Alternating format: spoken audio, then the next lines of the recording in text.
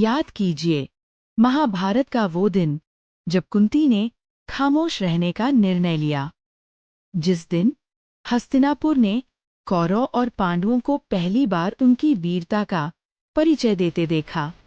और फिर अचानक इन सब के बीच वहां आ पहुंचा एक अनजाना धनुर्धर कर्ण, जिसके परिवार, कुल या गुरु से ली गई शिक्षा का पता किसी को ना था। लेकिन उस भीड़ में बस एक कुंती ही थी जिसने अपने और सूर्य देव की संतान को साफ साफ पहचान तो लिया, पर अपनी उत्तेजना को संभाल ना सकी और बेहोश हो गई। ये सूर्यपुत्र कर्ण आज सबके सामने एक साधारण परिवार से आकर अपने कौशल से सबको चौंका रहा था। लेकिन कर्ण एक मामूली सारथी का बेटा था जिसे वहां आने की अनुमति भी नहीं थी। और फिर उसने तो राजवंशियों के सामने अस्त्र उठाने का साहस दिखाया था। उस समय सिर्फ कुंती ने उससे पहचाना।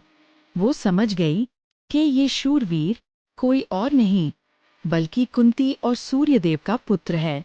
उसी समय दुर्योधन ने कर्ण की वीरता को पहचाना और उसे अपना मित्र बनाकर अंग प्रदेश का राजा घोषित कर दिया।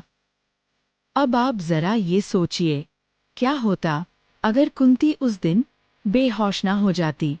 क्या होता अगर कुंती उस दिन हिम्मत दिखाती और कर्ण का असली परिचय दुनिया के सामने रखती? 6 कुंती पुत्रों का ये परिवार इस धरती में अजय हो जाता। कुंती के इन शूरवीर बेटों के सामने कोई भी सेना अपने घुटने टेक देती। कर्ण और अर्जुन, ये दोनों भाइयों की जोड़ी पृथ्वी की सबसे बलशाली योद्धाओं की जोड़ी कहलाती। इनको परास्त करना किसी के लिए मुमकिन ही नहीं होता। ना कभी कोई दुर्योधन या उसके जैसा दुर्जन द्रौपदी का अपमान करने का साहस कर पाता।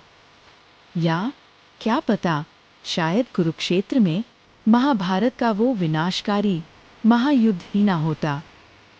पर फिर शायद और भी भयंकर युद्ध होता, एक बहुत भयानक महायुद्ध।